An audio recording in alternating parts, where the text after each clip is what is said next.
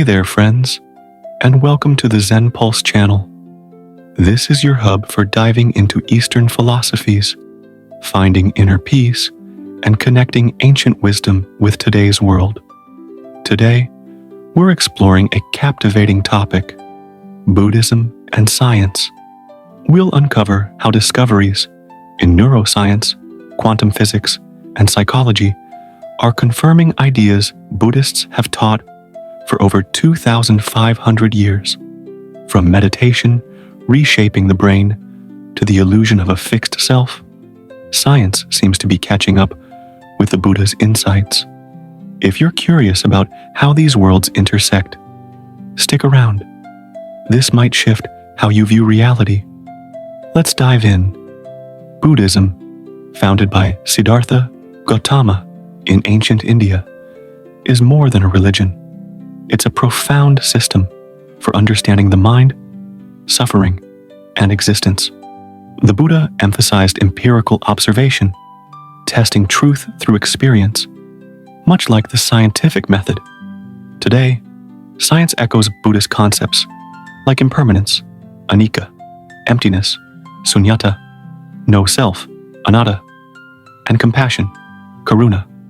These aren't coincidences, but convergences of ancient introspection and lab experiments. Physicist Carlo Rovelli has noted in talks with Buddhist scholars that quantum mechanics aligns with Buddhism's view of reality's fluidity. This video highlights key overlaps, showing how science validates ancient wisdom. The Dalai Lama's dialogues, bridging worlds.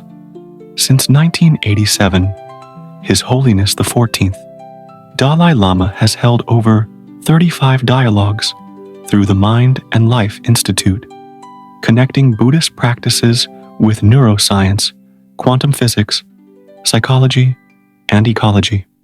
These aren't debates, but collaborative explorations where the Dalai Lama, fascinated by science since his youth, asks questions, challenges assumptions, and weaves insights into his teachings. He famously said, "If science proves some Buddhist beliefs wrong, we must accept science's findings." This openness has made these dialogues a catalyst for global research, spawning books, grants, and the field of contemplative neuroscience. The dialogues began in Dharamsala, when neuroscientist Francisco Varela and businessman Adam Engel organized the first meeting in 1987, titled Basic Meeting for Establishing Relationship. It brought together physicists, psychologists, and philosophers to discuss the mind's nature, founding the Mind and Life Institute in 1990. Over 35 years, these talks grew from small gatherings to public forums and online streams, especially post-2020. Held in places like Dharamsala, Boston, and Zurich, they've involved over 200 scientists, including Nobel laureates like Anton Zeilinger and pioneers like Richard Davidson.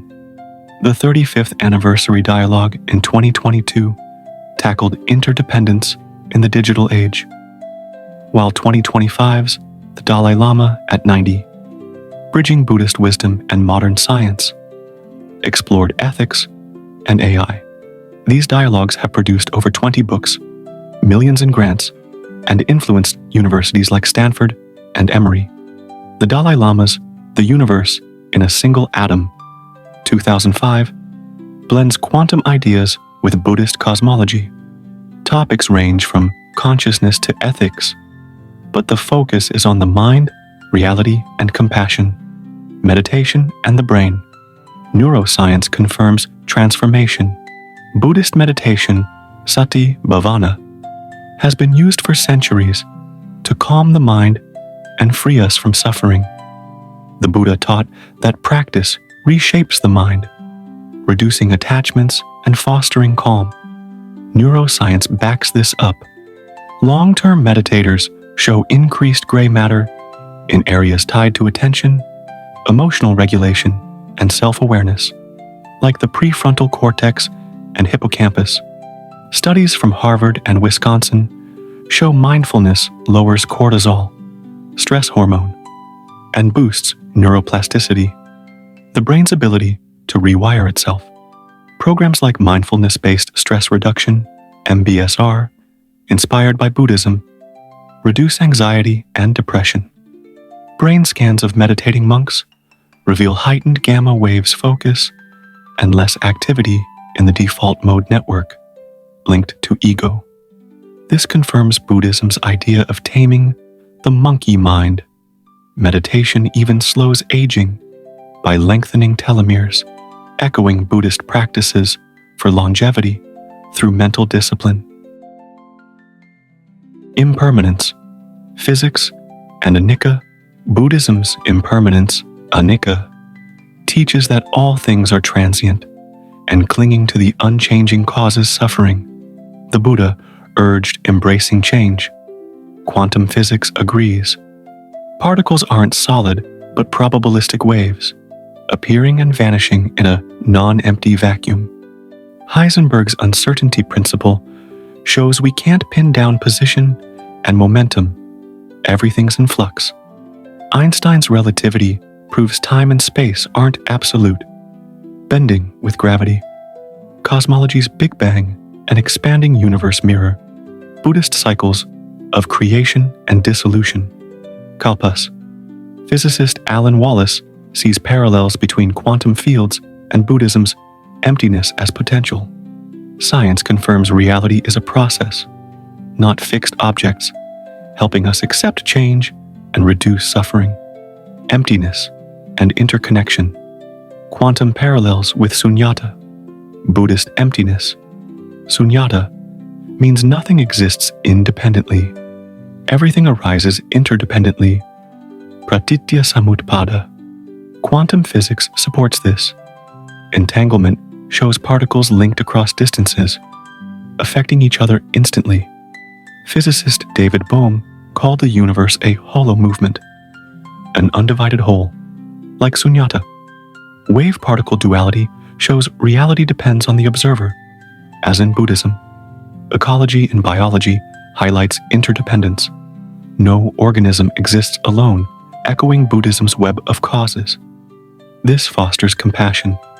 Harming one affects all, as science's ecosystems confirm.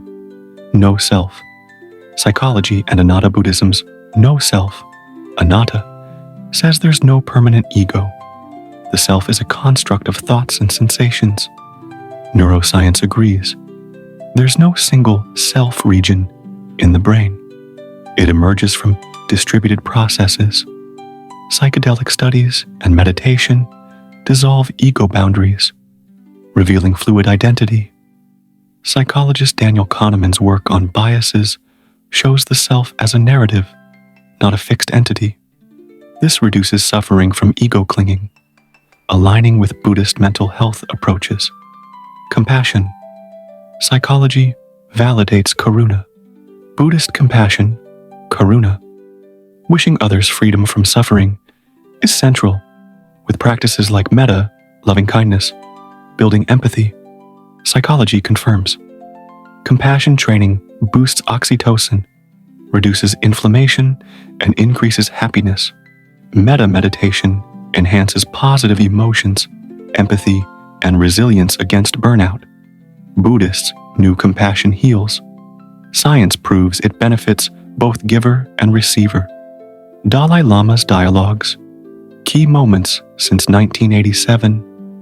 The Dalai Lama's 35 plus mind and life dialogues have explored consciousness, reality, and ethics. The 1987 meeting in Dharamsala birthed contemplative science. Dialogue 5, 1995, studied compassion's biology. 6, 1997, linked quantum physics to impermanence. And 11/12, 2004/2005, proved meditation's neuroplasticity. Dialogue 33, 2020, tackled resilience during the pandemic, and 2025's forum explored AI ethics. These talks produced books: Destructive Emotions, The Monastery, and The Microscope. grants, and programs like MBSR. The Dalai Lama has humanized science, showing it as a tool for compassion. Why it matters today. In 2025, with AI and climate crises looming, the Dalai Lama's dialogues remind us science explains how the world works, Buddhism, why we care. His 100-year vision calls for a contemplative revolution where ethics guide technology. Try 5 minutes of mindfulness or check the Free Mind and Life digital library for videos. Buddhism and science aren't opponents, they're allies. Ancient teachings on meditation, impermanence, emptiness, and compassion find lab confirmation, inviting us to blend introspection with evidence for a wiser life. Thank you, friends, for joining us on Zen Pulse. Your support fuels our exploration of these profound topics. If you enjoyed this dive into Buddhism and science, give us a thumbs up, share with friends, and comment your thoughts or topic ideas. Until next time, may your path be full of wisdom and light.